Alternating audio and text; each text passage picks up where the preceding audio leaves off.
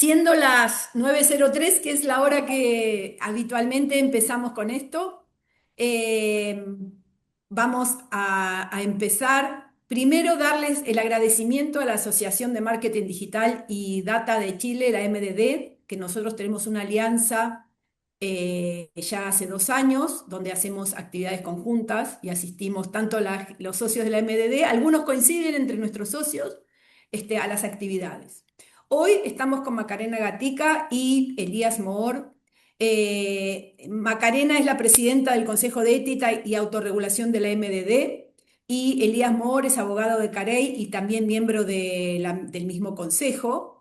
Y nos van a hablar de un tema bien importante que tiene que ver cómo protegemos los datos personales y especialmente para todos nosotros que estamos en el mundo de los clientes.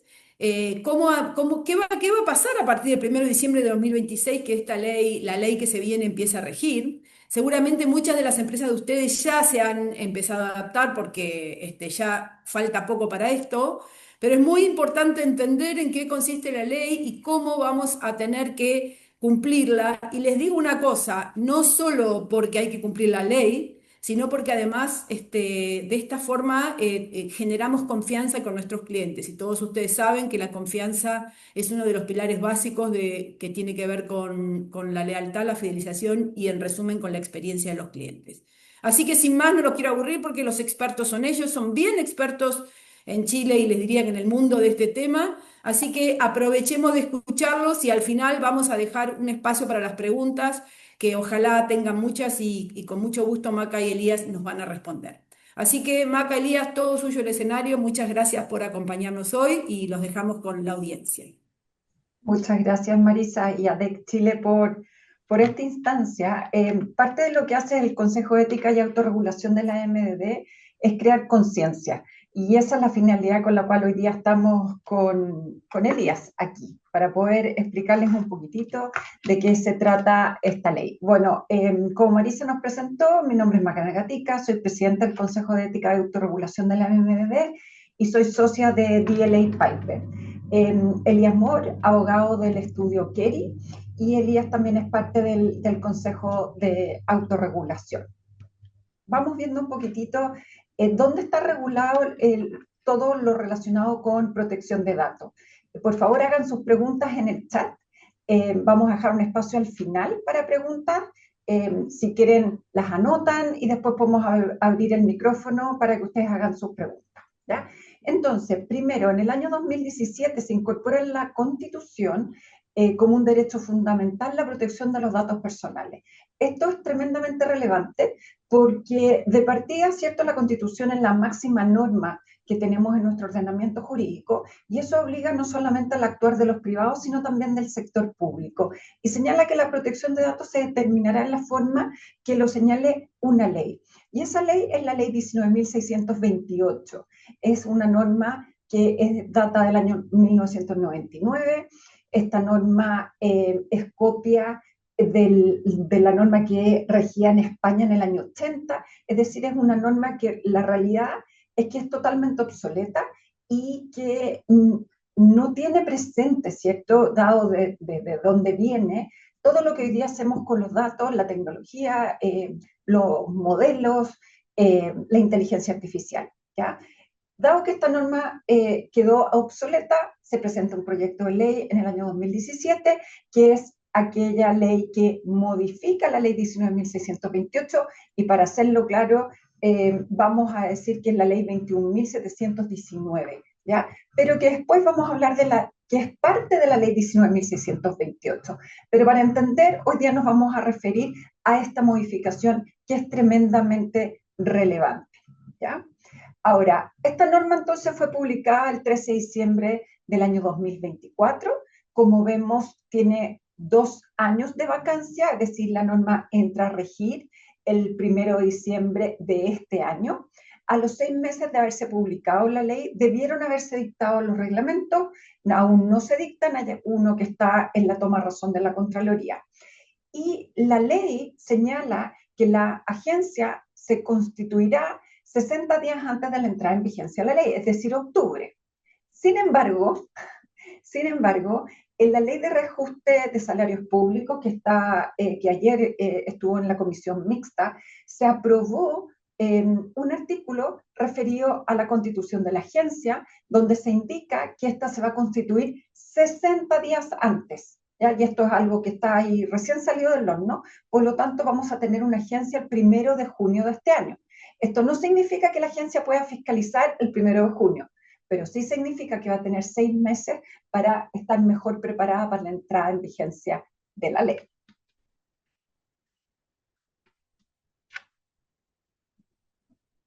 Elía. Gracias, Maca.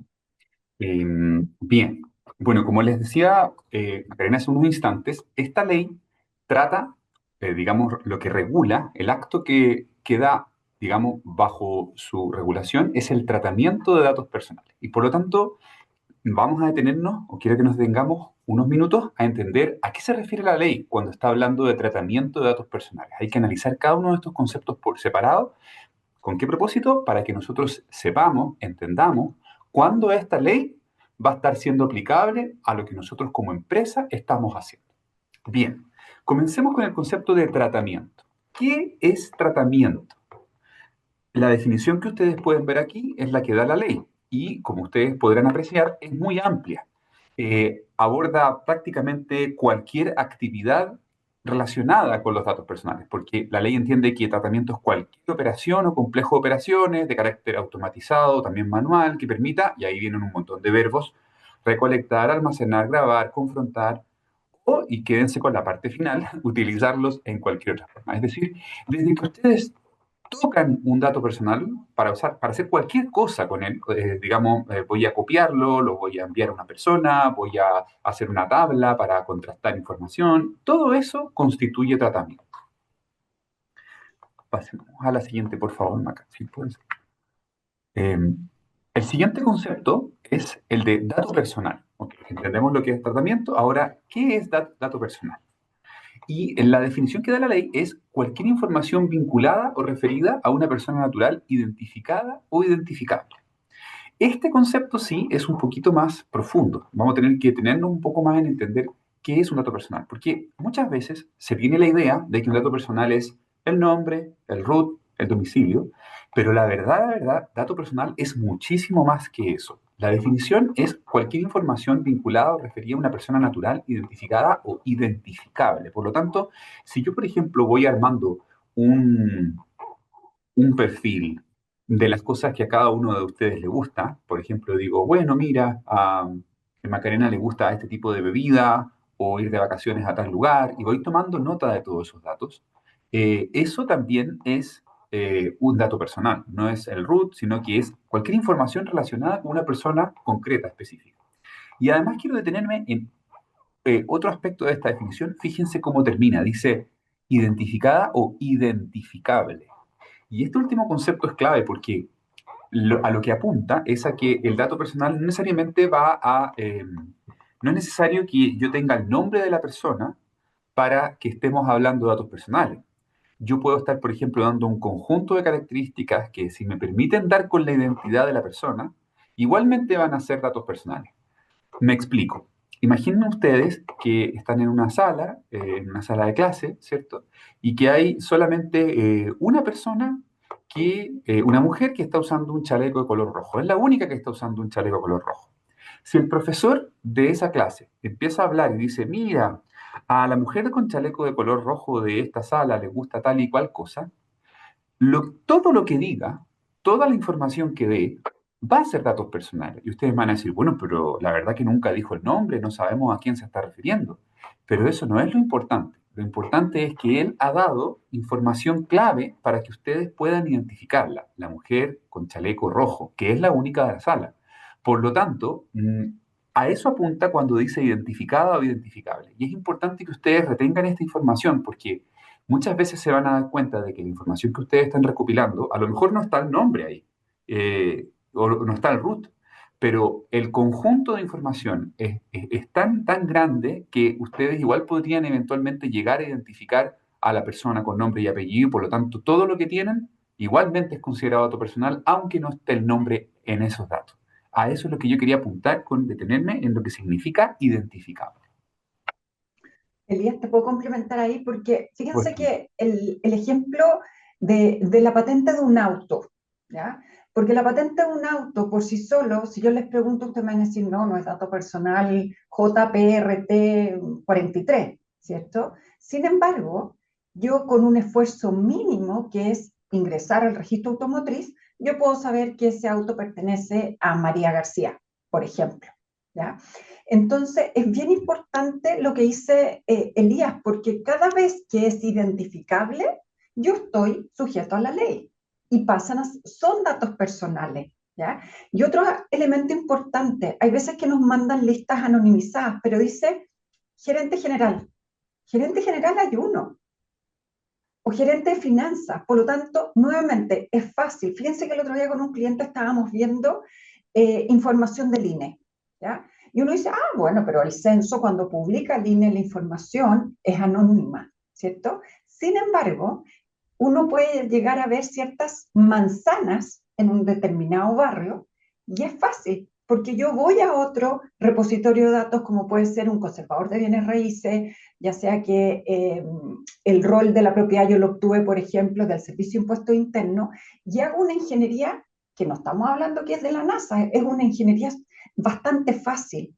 Por lo tanto, todo lo que aparece en verde en este artículo es una incorporación nueva y que nos da de señales hasta dónde es ese esfuerzo que yo tengo que implementar para poder llegar a determinar a esa persona, ¿ya? Entonces, bien clave, la verdad es que hoy día cada vez es más fácil saber a quién pertenecen los datos y por lo tanto estamos hablando de esta figura de identificable y estaríamos sujetos a la ley, ¿ya? gracias, Maca, por la complementación. Eh, Otra categoría de datos que ustedes deben tener presente es la de datos sensibles. Quiero hacer aquí una aclaración. Los datos sensibles también son datos personales, son una especie de datos personales, un subconjunto dentro de la gran familia de los datos personales. No es que sean algo distinto. Son datos personales, pero son un conjunto especialmente protegido. ¿Por qué? Porque aluden a aspectos, como dice el nombre, más sensibles de la intimidad o de la privacidad de una persona.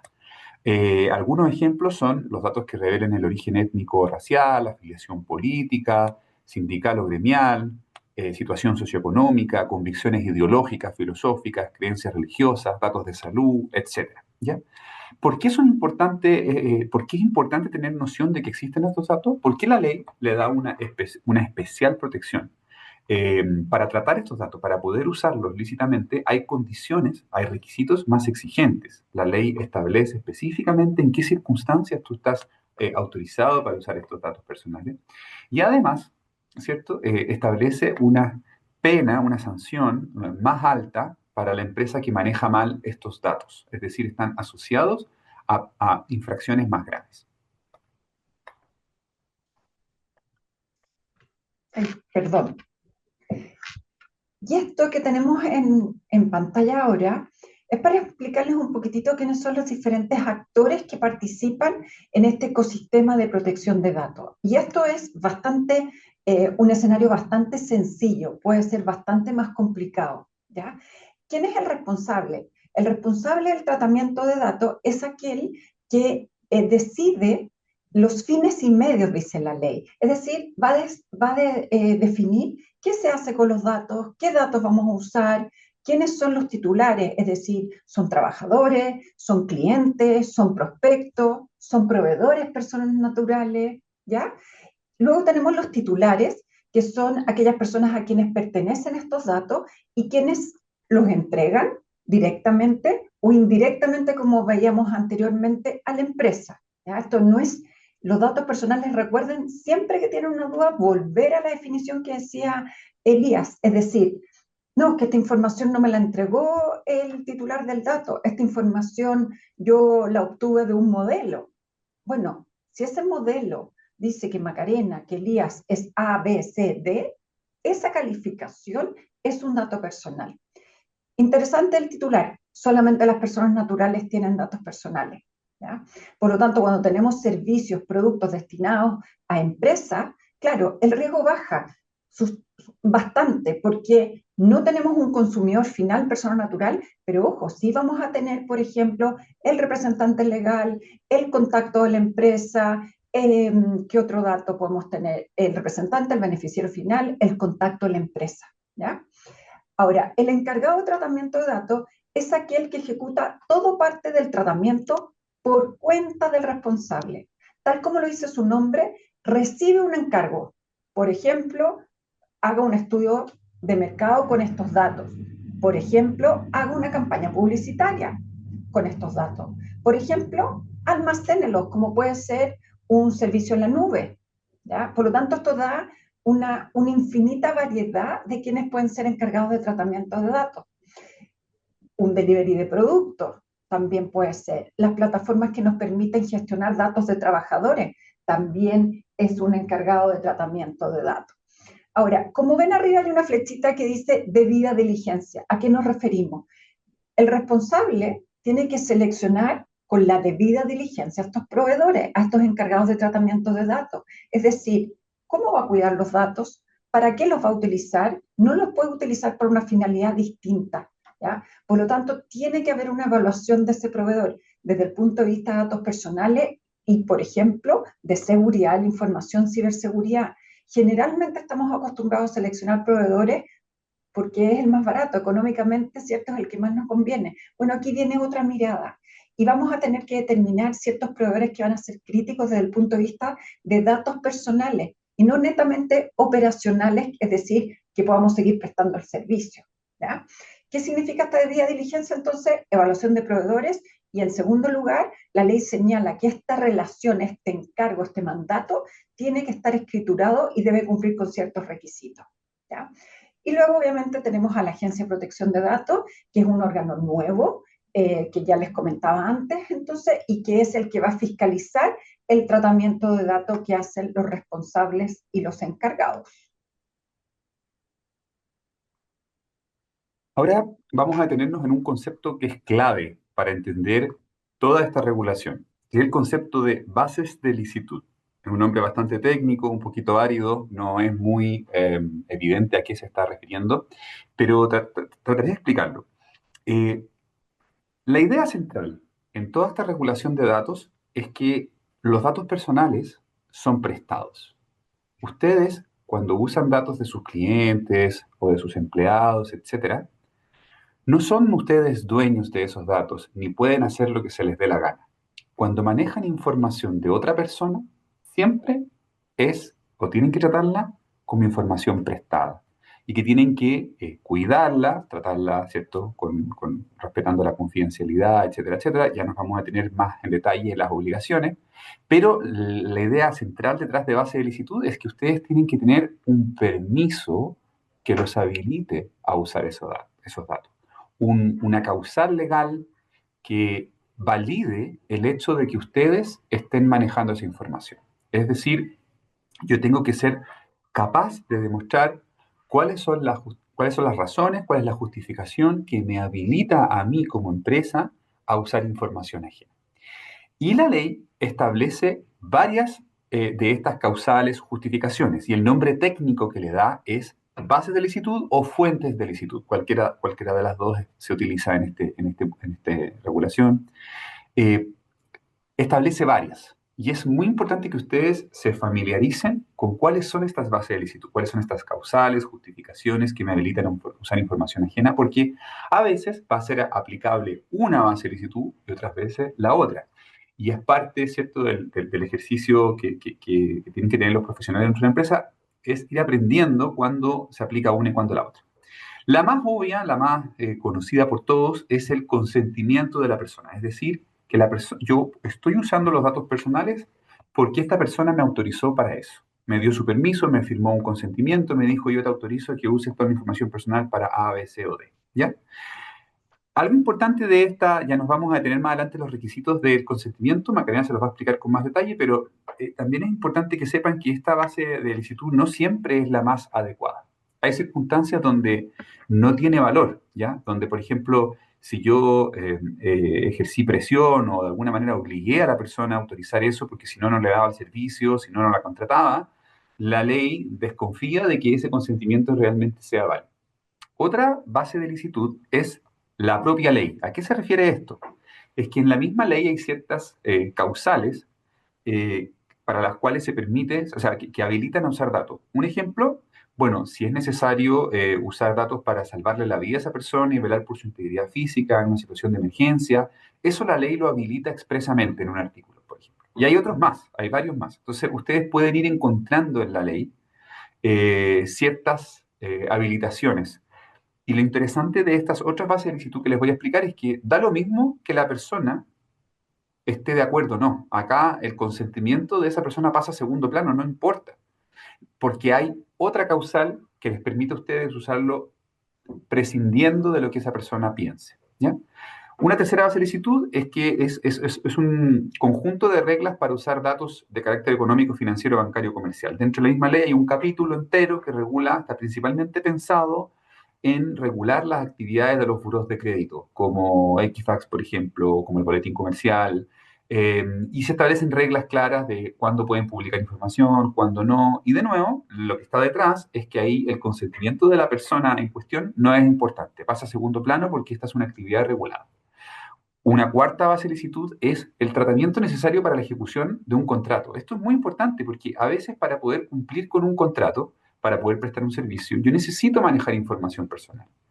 Y en ese contexto se vuelve un poquito absurdo que yo tenga que pedirle permiso a mi cliente para poder usar sus datos para poder prestar el servicio. Porque imagínense la situación, ¿cierto?, paradójica o absurda, donde el cliente me diga, sí, yo quiero que me preste el servicio, pero te prohíbo manejar cualquier dato mío, no te doy mi consentimiento, así que arréglatelas tú para ver cómo prestar el servicio.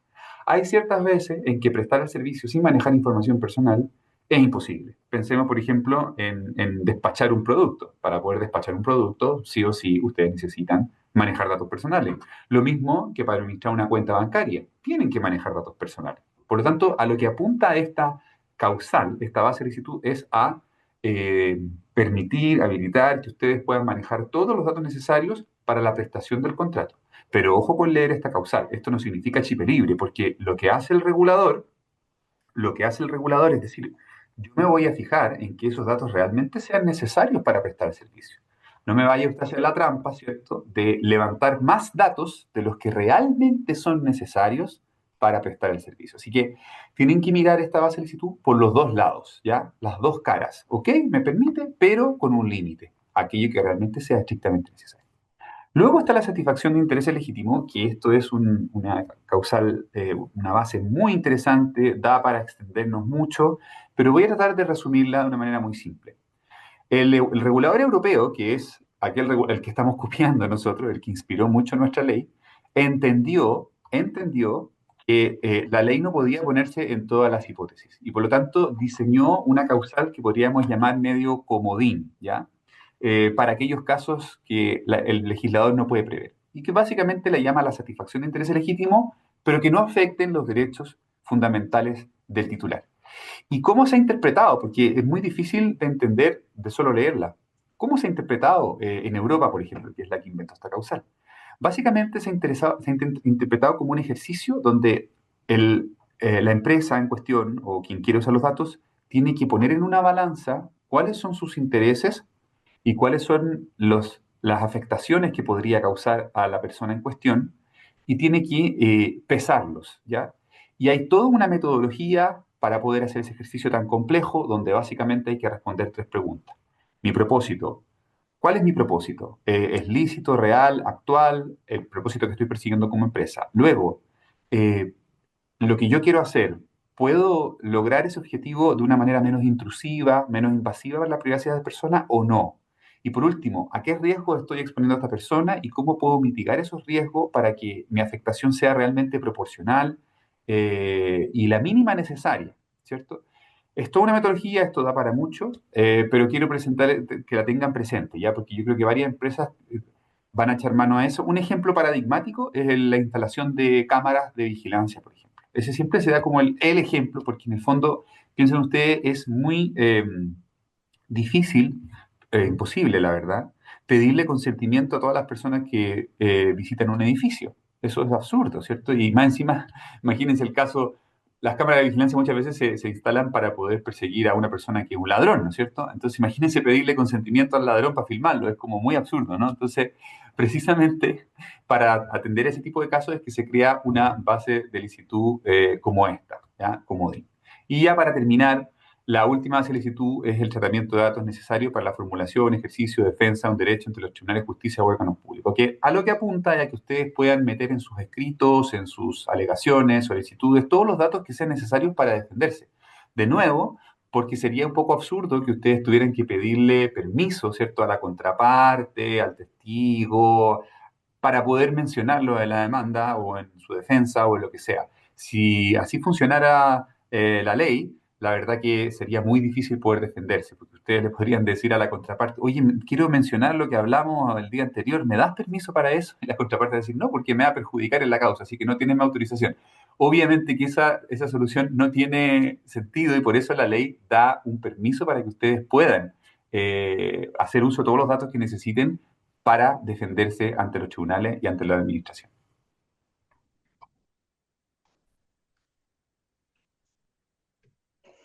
Ahora, Elías habló de los requisitos del consentimiento. Fíjense que el consentimiento hoy día, hoy con la ley vigente, tiene una relevancia porque la ley señala, ¿cierto?, que el tratamiento de datos lo puedo hacer cuando la ley lo autoriza o tengo un consentimiento. Por lo tanto, recaemos hoy día casi siempre en el consentimiento. Pero como decía Elías, el consentimiento hoy día hay otras alternativas que nos permiten quizás alejarnos un poco del consentimiento y recordemos además que el consentimiento es esencialmente revocable. Es decir, yo puedo autorizar hoy día a una empresa X, por ejemplo, a que me envíe promociones y mañana o qué, media hora después decir revoco ese consentimiento.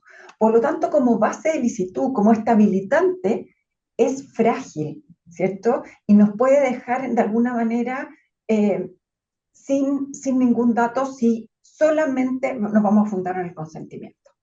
Dicho eso, el consentimiento en la nueva ley tiene cambios importantes, algunos buenos. Por ejemplo, hoy día la ley exige que este consentimiento tiene que ser escrito, ¿ya?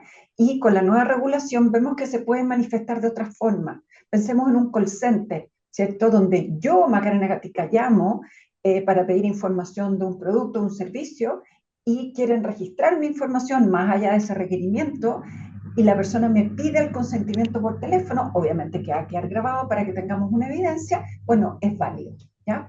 Este consentimiento tiene que ser previo, antes de que se inicie el tratamiento de datos, expreso respecto de los datos sensibles.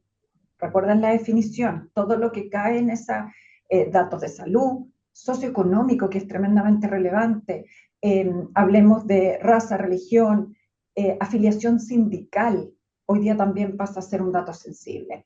Específico en cuanto a las finalidades, significa que esto no puede ser, yo autorizo a que traten mis datos para cualquier cosa, sino, por ejemplo, lo que dije antes, para que me envíen comunicaciones promocionales, por ejemplo, para que mi dato sea compartido con las demás empresas del grupo, ¿ya? Y el informado en cuanto a la finalidad que ya les decía, inequívoco respecto a los datos personales, quiere decir que no exista duda que la persona quiso entregar su consentimiento, es decir, la autorización para tratar sus datos. Por ejemplo, yo lleno un formulario de contacto, obviamente que estoy autorizando que traten mis datos, pero solo para esa finalidad, que me contacten, que me manden la cotización, ¿cierto? Lo que haya requerido. Y quizás lo más relevante es respecto a que este consentimiento tiene que ser libre, es decir, la ley lo define como que no puede ser una venta atada, ¿ya? Y que ese consentimiento no puede ir más allá de el producto o servicio que yo estoy contratando o que estoy requiriendo.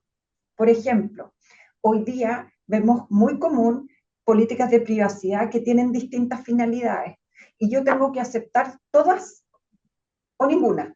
Y generalmente, si yo no acepto esa política de privacidad, no puedo continuar con la contratación. Esto la ley lo permite hoy día, pero no lo va a permitir en el futuro, porque en esa política de privacidad se incluyen finalidades que no dicen relación estrictamente con aquel acto o el requerimiento. Volvamos al ejemplo del formulario de contacto. Si en el formulario de contacto yo establezco esta política de privacidad como la hacemos hoy día, que incluye muchas cosas, no es libre, porque yo estoy obligando, por ejemplo, a que esa persona acepte que yo le envíe promociones, cuando la persona lo único que quiere es que alguien la contacte, no que le manden las promociones.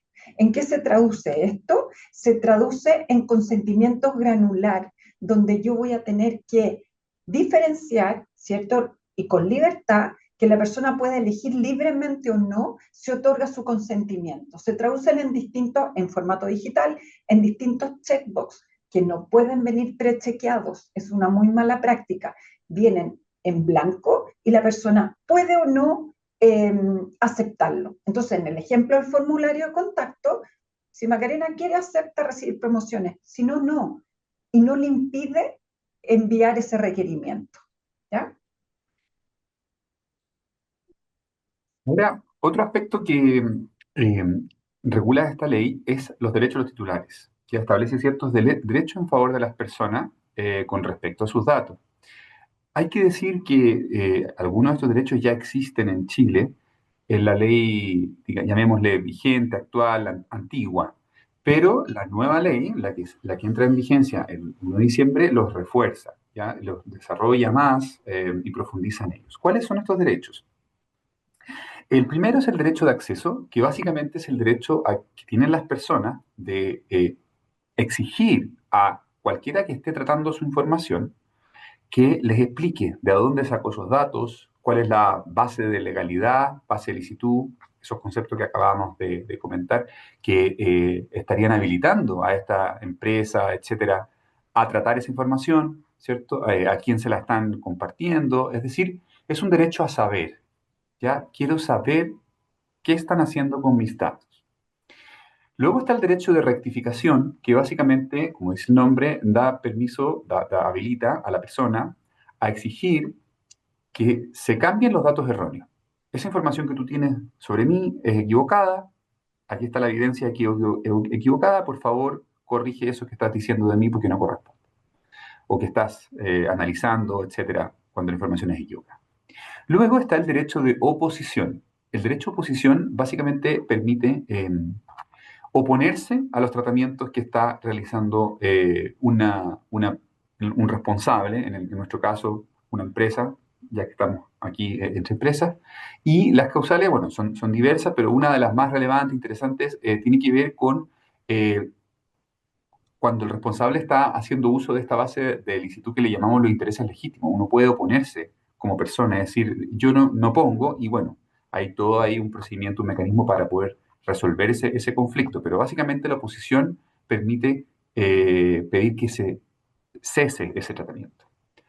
Luego tenemos el derecho de cancelación o supresión, que básicamente consiste en pedir, exigir más bien, que los datos se eliminen cuando no tienen fuente de licitud, cuando el tratamiento no tiene una fuente de licitud. Es decir, mira, yo revoco mi consentimiento o la verdad, la base de licitud que tú estás invocando no es tal, así que corresponde eliminar los datos. En eso consiste, un derecho muy importante. Está el derecho de bloqueo también, que permite exigir que los datos queden bloqueados mientras se resuelve alguna de estas derechos que ya he mencionado, el derecho de rectificación y cancelación, por ejemplo. Entonces, una persona que quiere borrar los datos puede pedir de entrada que mientras no se resuelva este derecho ante los tribunales, se mantenga bloqueado el uso de los datos. En eso consiste el derecho de bloqueo.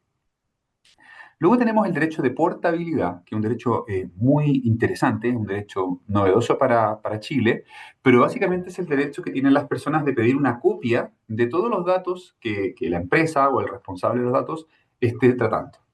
Y ustedes van a decir, interesante, ¿cuál es el propósito que tiene esto?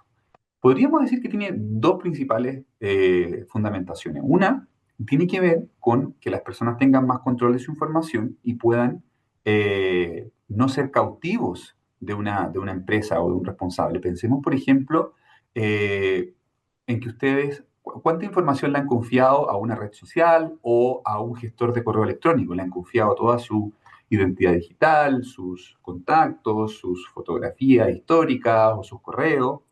E imaginen que ustedes no pudieran, ¿cierto?, llevarse esos datos y cambiar de proveedor. Bueno, si así fuera, esa empresa tendría mucho poder sobre ustedes, porque podría cambiarle el precio del servicio a su antojo, podría imponerle condiciones de tratamiento de datos más intrusivas, y ustedes no podrían negarse, porque negarse tendría un costo muy alto, que es perder toda la información.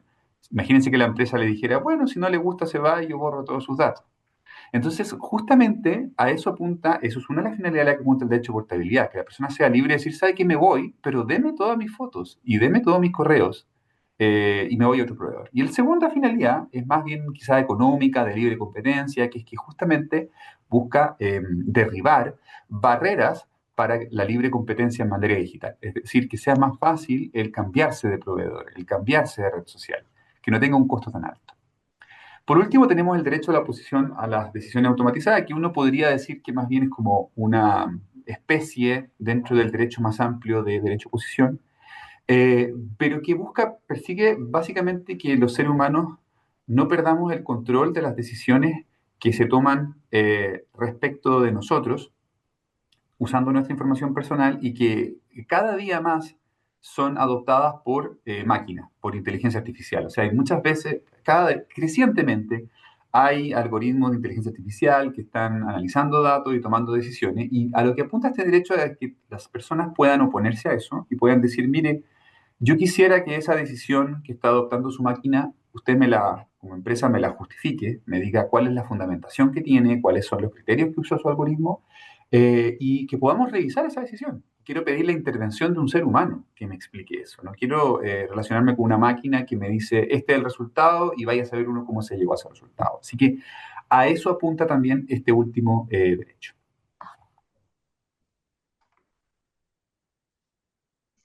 Ahora, ¿qué obligaciones tenemos cuando somos responsables? En primer lugar, tenemos que probar la licitud del tratamiento de datos. ¿Qué se refiere esto? Que tenemos que tener la evidencia para poder decir, por ejemplo, que este tratamiento se basa en el consentimiento o en esta determinada ley o en un interés legítimo que debemos tener fundamentado. ¿Qué es lo que quiere decir? Que efectivamente tenemos que revisar nuestros tratamientos de datos. ¿Qué hacemos con los datos dentro de la compañía en la cual estamos? ¿Prestamos un servicio, por ejemplo, a clientes, empresa, para cumplir con una determinada finalidad? ¿Tratamos datos también en calidad de responsable? Bueno, ¿en base a qué es? ¿Ya? Esto es un trabajo que vamos a ver como cuáles deberían ser los pasos para poder identificar todos los tratamientos de datos o cómo llegar a cumplir con la ley. Tenemos que tener la confidencialidad, el secreto, es decir, estos datos no pueden ser accedidos por terceros sin autorización. Y lo mismo dice en relación con las medidas de seguridad, que la ley es bien clara, dice medidas técnicas y organizativas adecuadas. ¿Y adecuadas a qué? Y dice el estado de la técnica, es decir, no podemos tener un software que va a la actualización del punto cero y tenemos la 1.0, ¿cierto? Estamos exponiéndonos a riesgo. El tamaño de la empresa, cuál es la naturaleza del dato. No es lo mismo que seamos una clínica a que vendamos, ¿cierto?, helados. Es totalmente diferente la naturaleza del dato. Es distinto si tenemos datos de menores de edad que si tenemos datos de mayores de edad. Son cosas que tenemos que ir identificando para poder determinar cuáles son aquellas medidas de seguridad. La obligación de reportar vulneraciones, y esto también lo vamos a relacionar con otra ley que entró a regir el año pasado, que es la Ley Marco de Ciberseguridad. También podemos estar obligados a reportar a una agencia de ciberseguridad, a una agencia de protección de datos y también a los titulares afectados. Y por último, que creo que es bastante un resumen de la ley, es la obligación de gestionar los riesgos asociados a protección de datos. Entonces no basta con cambiar un consentimiento granular o publicar una política de privacidad que cumple con la ley. ¿Qué hace la organización como su debida diligencia para prevenir infracciones? Viene con un mandamiento expreso. Y todo esto significa, estos 6 numeritos que estamos viendo, es que tenemos que tener evidencias. Nos vienen a fiscalizar la agencia de oficio, o ya sea porque recibió un reclamo, nosotros tenemos que tener las evidencias de que hemos estado gestionando el riesgo. Bien, ahora, siguiendo la línea de lo que decía Macarena recién, ¿cierto? detengámonos en la gestión de riesgos. ¿Qué medidas podemos nosotros adoptar, ¿cierto?, para poder gestionar los riesgos que para nuestra empresa emanan de esta nueva ley? Bueno, en un primer término, existe un deber de adoptar medidas para prevenir infracciones, ¿ya? Y eso nos da un marco de lo que debemos cumplir. ¿Qué medidas concretas podemos, ¿cierto?, señalar? Una es poder hacer un inventario de tratamientos y de los datos. Entender como empresa qué datos tenemos, ¿cierto? Y para qué lo estamos utilizando, de dónde los estamos recopilando, cuáles son las finalidades que perseguimos, para luego también ir viendo cuáles son las bases de licitud más idóneas para cada uno de los datos y propósitos que estamos persiguiendo, de los datos que estamos tratando y propósitos que estamos persiguiendo. Otra medida es evaluar idóneamente a nuestros proveedores. Nosotros como empresa, ¿cierto?, nos tenemos que hacer responsables no solamente de los tratamientos de datos que hacemos nosotros internamente, sino también los que estamos externalizando. Cuando tenemos datos de nuestros clientes y se lo estamos confiando a un proveedor, también somos responsables de esa externalización de servicio que estamos haciendo y respondemos de cara a los clientes por cómo nuestros proveedores usan sus datos. Así que hay que evaluar la idoneidad de los proveedores. También hacer una trazabilidad del flujo de datos con proveedores, poder mapear qué hacen los proveedores a su vez con los datos y a quiénes se los envían, porque a veces los proveedores que tenemos también a su vez externalizan servicios. Pensemos en un proveedor que a su vez contrata un servicio de nube que manda los datos a China, por ejemplo. Bueno, la cadena de responsabilidad llega hasta nosotros como empresa, por lo tanto también tenemos que ser capaces de regular en los contratos hacia dónde envían los datos nuestros propios proveedores. Otra medida es realizar auditorías periódicamente para poder revisar cómo se están manejando los datos, qué medidas de seguridad informática, física se están implementando, hacer evaluaciones de riesgo, entender cuáles son las actividades de tratamiento nuestras como empresa que nos exponen más. Y por último, desarrollar un modelo de prevención y tener un delegado de protección de datos, o DPO por sus siglas en inglés, Data Protection Officer, que es un rol muy importante dentro de las empresas. Al final es como un oficial de cumplimiento, pero en materia de datos personales, y que es capaz de dar la cara a los clientes, velar por el buen uso de los datos, etc. Me voy a apurar un poquitito para que alcancemos por lo menos a contestar las preguntas que tenemos. Las sanciones, bueno, aquí están. La ley clasifica las infracciones en leve, grave y gravísima. Como ven, las gravísimas pueden llegar hasta 20.000 unidades tributarias mensuales. Estamos hablando de $1.800.000 más o menos. En caso de reincidencia, puede multiplicarse por 3, o tratándose de grandes empresas, puede, en caso de reincidencia me estoy refiriendo, si la reincidencia recae en una infracción grave, puede llegar al 2% de los ingresos del año anterior o 4% de los ingresos del año anterior cuando la infracción que se repite es gravísima, ¿ya? Estamos hablando de situaciones, como ustedes ven, estas pasan a ser las multas más altas del ordenamiento jurídico. Importante otro tema, las pymes, el primer año de vigencia de la ley, no podrán no estar afectas a sanciones pecuniarias, a las multas, ¿ya? Pero ojo con esto, eso no significa que no haya una infracción, es decir, la agencia puede decir, se cometió una infracción, pero se le da una amonestación por escrito, y eso podría significar que empieza a correr la reincidencia. Entonces, en realidad es como un salvavidas de plomo, ¿ah? Porque puede que digamos, bueno, no importa el primer año, somos pymes y vamos para adelante, pero puede ser que al año siguiente yo caiga en la misma infracción y por lo tanto me aplique la reincidencia. Otras sanciones, suspensión del tratamiento de datos, también pensemos en que esto puede dar lugar a indemnizaciones de perjuicio, existen las acciones colectivas que el CERNAC y las asociaciones de consumidores permanecen, van a poder continuar ejerciendo estas acciones. Recientemente el año pasado, en noviembre se inició un proceso en el CERNAC contra una Serviteca por una filtración de datos, y fue iniciada por una asociación de consumidores por los datos que se habrían filtrado. Y no nos olvidemos nunca el daño reputacional, que puede ser más importante incluso de reparar que las multas que acabamos de ver. Ahora, ¿cómo se hace esto? ¿Cómo llegamos a poder decir, sí, estamos relativamente tranquilos con el cumplimiento de la ley? Y parte de lo que estamos haciendo hoy día es capacitar. no tenemos cultura en Chile de protección de datos. Y esto tenemos que ser majaderos y partir con esto, con conceptos, pero luego ir aumentando la dificultad en el análisis porque tenemos que ser capaces de advertir el riesgo. Bueno, pensando en la implementación de la ley, aquí esta diapositiva muestra un montón de tareas que podemos, digamos, realizar para prepararnos.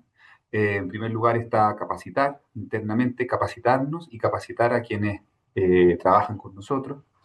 En segundo lugar, hacer el levantamiento de información, identificación de tratamiento de datos que ya les hemos comentado, o sea, darnos cuenta de qué datos manejo, para qué los estoy utilizando, cuáles son las bases de licitud más idóneas, a quién los estoy comunicando.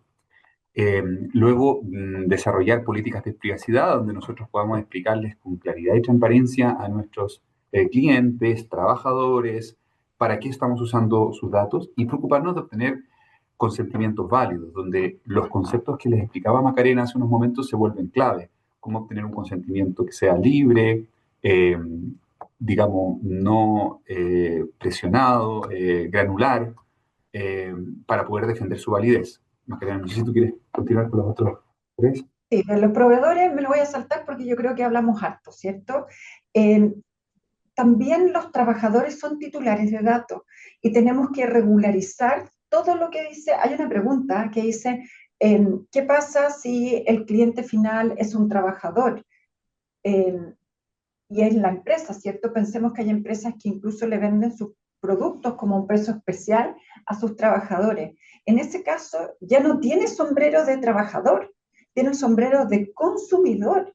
Y por lo tanto, deberíamos tener una cierta muralla china en cuanto al consumo, a la contratación de esos productos. Pensemos que vendemos helado, vamos a ir con el ejemplo de los helados. Si compra helado light o compra los conos, ¿cierto? Todo ese comportamiento debería estar separado, ¿ya? Y no se basa en el contrato de trabajo, tiene otra base de licitud, que podría ser el contrato de compraventa del helado o un consentimiento para la promoción de nuevos productos relacionados con los helados, ¿ya? Y por último, determinar esta estructura que va a permitir a la empresa gestionar el riesgo. Eh, el delegado de protección de datos, el DPO, es facultativo, el modelo de prevención también. Ustedes vean, hay distintas formas, ¿cierto? Podemos no tener un modelo certificado, el modelo certificado por la agencia va a ser un atenuante, pero lo importante, insisto, es tener este músculo que evidencia que nosotros estamos haciendo algo por prevenir infracciones. Esto implica determinar unas normas internas de cómo vamos a hacer este tratamiento de datos y obviamente que también existan auditorías para poder velar que efectivamente la organización está cumpliendo con estas normativas, ¿ya? Si pasamos a las preguntas, Elías, voy a dejar mientras tanto Sí. en pantalla, Acá, pero sí, no, todavía no vamos al QR. Nada, me había hecho todo un resumen para hacer ahora que terminaron y el impacto, pero me voy a quedar con dos. Una de que no sí. tenemos cultura de previsión de datos, y esa me parece muy importante como para que toda nuestra audiencia que nos está escuchando entienda que quedan 10 meses prácticamente, pues febrero no lo contemos y como para empezar a que toda la organización, todas las áreas entiendan este tema y la gravedad de las multas que pueden quedar, ¿no? Porque los valores de verdad que son impresionantes. Y la otra que me quedo así es que los datos personales son prestados, que nosotros no somos dueños de los datos de los clientes, que los clientes nos prestaron y para prestar algo hay que tener muy, muy bien este tema de ¿para qué te los presto? Si te los presto para promociones, si te los presto para que me contactes una única vez. Entonces ahí las empresas, y me están escuchando, tienen que entender muy bien cuál es la pregunta que debemos hacer a los clientes y para qué me está autorizando. Si me está autorizando para una campaña, es un check, pero si me está autorizando para que todo el año le mande campañas, es otro check. Nada, me quedo con esas dos cosas que me parecen importantes. Así que Marisa, ahí, y bien sí. importante porque cuando uno presta algo, uno espera que lo cuiden y Mm. que lo usen para la finalidad. Si yo le presto, no sé, cualquier cosa, eh, uno espera que eso sea, si yo me acuerdo que tenía un profesor en la universidad que decía, yo te pido que cuidas un caballo, lo mínimo que pido es que le des alimento, ¿cierto? y que lo cuides. Bueno, aquí es el mismo concepto, así que es muy bueno ese ejemplo que puso Elías de que son prestados. Elías, Mm. una pregunta. Una afiliación, dice, hola Elías, una Sí. afiliación a una caja de compensación, ¿es como el caso 4 de la base de licitud? Contrato, ¿ah? Contrato. Ah, ya, es una muy buena pregunta. Estuve dándole algunas vueltas mientras avanzábamos en la presentación. Yo creo que hay que distinguir dos planos, ¿ya? Por ejemplo, yo personalmente formo parte de una caja de compensación, pero no tengo el recuerdo de que me hayan hecho firmar ningún contrato para afiliarme. Es más bien mi empresa está afiliada, digamos, tiene esa relación con la caja y yo como por ser trabajador, formo parte de esa caja. Eh, pero las cajas, a su vez, ¿cierto? Prestan mucho servicio. Cuando uno se mete a la página web de la caja, uno puede ver que ahí puede sacar un seguro automotriz, puede sacar un crédito, etcétera. Y entonces, hay muchos seguros. Yo abriría esta respuesta en dos, o incluso en tres, o en cuatro distintas alternativas. La primera es que los tratamientos de datos que tienen que ver solamente con la afiliación, yo creo que la base de licitud más idónea sencillamente es la ley, porque cuando uno busca la figura de las cajas de compensación, se da cuenta que es una figura que está regulada. La ley les confía una misión que tienen que cumplir. ¿Y qué es lo que las cajas de compensación hacen? Está establecido en la ley. Entonces, todo el manejo de información que ellos hagan dentro del marco de lo que la ley les está mandando a hacer como caja de compensación, eso creo yo que esa es la base de licitud más idónea. La ley que era la número 2, me parece, en la diapositiva. Eso no quita que cuando una persona contrata un servicio de una caja de compensación, por ejemplo, yo contrato el seguro, contrato el crédito, ahí claro que me van a hacer firmar un contrato. Y ahí yo voy a adquirir más la calidad de cliente de ese contrato de seguro, crédito, etcétera. Y en ese caso, respecto de los tratamientos de datos personales que sean necesarios para ese servicio, ahí yo sí voy a tener que aplicar el número 4, el de prestación de ejecución de un contrato. Pero ¿por qué les dije yo que podíamos abrirlo en tres o incluso cuatro respuestas distintas? Porque una caja también, por ejemplo, puede tener un boletín de novedades, de noticias, un newsletter, como se dice ahora. Pero ese boletín eh, requiere suscripción. La persona, tú tienes que preguntarle si le interesa o no le interesa que le llegue al correo este boletín de noticias. Y eso se logra a través del consentimiento. Lo más idóneo para ese tratamiento en específico es el consentimiento. Y por último, bueno, la caja podría perfectamente tener cámaras de seguridad y cuando el cliente va a atenderse en la sucursal, ¿cierto? Él no va a consentir a que lo estén filmando. Entonces ahí, por ejemplo, va a ser aplicable el interés legítimo. ¿Y qué es lo que nos enseña esta pregunta, o qué es lo que podemos sacar como moraleja de esta pregunta tan interesante? Que una empresa no es que una empresa, digamos, tiene una base de licitud que se aplica para todo. Cada empresa tiene que hacerse la pregunta de cuál es la base de licitud más idónea para la finalidad específica que yo persigo tras cada uso de datos. Esa más bien es el enfoque, el acercamiento que tenemos que tener como empresa. Saber elegir la base de licitud para la situación concreta.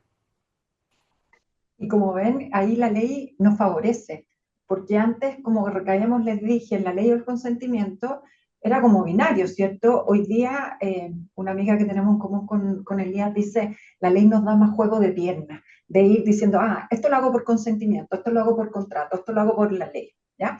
Lo que implica, eso sí, poder saber cuáles son los tratamientos.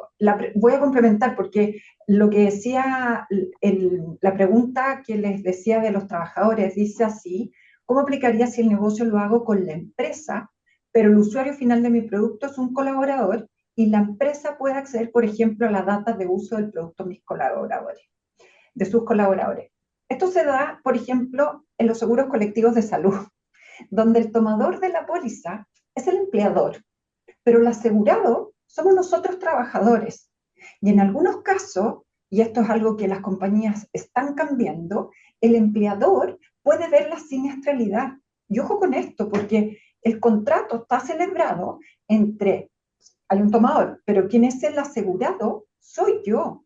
Y la compañía tiene el deber de confidencialidad de mi información y no debiese estar compartiendo la información sin mi consentimiento ni a un delegado, por ejemplo, recursos humanos, ni tampoco a un corredor de seguro. Ojo con esto, porque en realidad la relación está por otro lado, ¿ya? Podemos entregar información, por ejemplo, de cómo van en forma anonimizada y agregada la siniestralidad, las distintas coberturas, o cómo van los reembolsos solicitados. Pero yo no puedo decir, como algunas dicen, estos son los 10 más gastadores, ¿ya?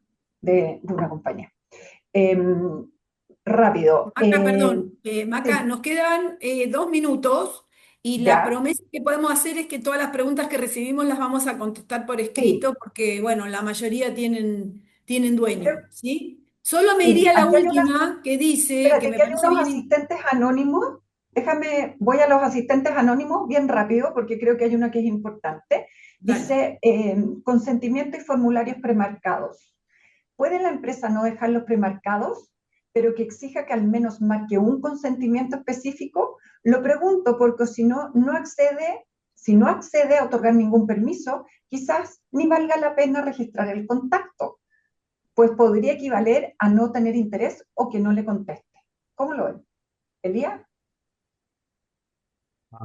Eh, bueno, una pregunta que da para, no sé si me preocupa el tiempo, ¿alcanzamos a explayarnos con te esa o no? ayudo, ¿Qué te sería? ayudo. Esto es en Sí. relación a que lo que les dije del consentimiento libre. Yo no puedo obligarla a aceptar un consentimiento. Y esto es un cambio conceptual que tenemos que tener desde el punto de vista comercial y de marketing. La persona quiere llenar un formulario, quiere que le respondan una consulta. ¿Dónde está mi paquete que no ha llegado? Quiero que me contacte un vendedor. Si no da otro consentimiento, no puedo hacer otra cosa con los datos. Es tan sencillo como Y- eso. Por eso digo que yo no le puedo poner algo específico. Y puede que aquí, por eso dice cuando quizás no vale la pena tener ese contacto. Cuando ese contacto yo lo tomo, es para una finalidad. ¿Cuál es? Responder ese requerimiento. Estoy poniendo este ejemplo, ¿ah? Pero si es para recibir un newsletter, yo lo voy a mandar mensualmente hasta que la persona, por ejemplo, lo revoque. ¿Ya? Eh, Y puedo ahí también complementar una cosa, sí, Macarena, que me acordé también de algo que he visto que muchas empresas hacen, que es que cuando te llevan a la parte donde tú quieres contratar el servicio, efectivamente no te marcan la casilla, pero tampoco te dejan avanzar si es que tú no la has marcado. ¿Ya? Y Sí, yo también yo creo que también apunta un poco quizás a eso, decir, como podemos usar esa estrategia, decirle, si usted no me marca, que a mí me lo han hecho varias veces, si usted no marca comunicaciones promocionales, no puede seguir avanzando. Punto. ¿Ya? Bueno, ahí yo creo que ustedes se arriesgan a que les digan que ese consentimiento está viciado, no ha sido realmente libre, se ha condicionado la entrega del servicio a la autorización de boletín y por lo tanto que los multen. Eh, esa es la respuesta. Entiendo que también ok. apuntaba a eso, ¿no? Marisa, ¿puedo Bueno, la última? Es bien cortita. Preguntan si la ley aplica a organizaciones sociales. La ley aplica a públicos, a privados, con o sin fines de lucro. Sindicatos, junta de vecinos, comité, la empresa, en fin, ¿ya? La perfecto. fundación, todo. Bueno. Bueno, Maca, mientras ponemos la última lámina, de verdad que les agradecemos un montón porque nos han dado mucha luz de esto. El año pasado ya nosotros hicimos una capacitación presencial con ustedes y bueno, este año ustedes ya lo pasaron online, así que ahí después le vamos a dejar el contacto a los socios que les interese avanzar con eso, para que también puedan pensarlo y prometemos las preguntas que no quedaron respondidas, responderlas. Así que bueno, gracias a todos los que se han Muchas gracias, conectado, de verdad que Marisa. se nos viene un nuevo mundo. Así que quedan 10 meses. Y este es un tema en experiencia de cliente que vamos a estar abordando mucho y es de interés de todas las áreas aparte. Así Marisa, que, y cuenten con la MDD. Tenemos un curso online disponible para los socios y cuenten con nosotros para todo esto, lo que es concientizar. Muchas gracias. perfecto. Bueno, bueno, muchas gracias. Bueno, y les vamos a mandar la encuesta vía mail, así que ahí para nosotros muy importante, si la pueden responder, se las vamos a mandar en la tarde. Así que bueno, muchas gracias. Reitero el agradecimiento a Maca y a Elías y a la MDD por compartir esto. Maca ya nos dijo que en la página web tienen su curso, así que ahí aprovecharlo. Y los que son adicional socios de la MDD, creo que eso está incluido. Así que Sí, gracias a para los todos y socios es gratis. Y claro, y aprender de esto porque se viene, esto se viene, ya está acá, ¿eh? ¿Vieron todo lo que hay que hacer? No sé, solo ver los 7 derechos que tienen los clientes y abordar eso en los sistemas ya me estresó a mí. Así que me imagino a la gente que está escuchando. Gracias, gracias, Muchas gracias. gracias.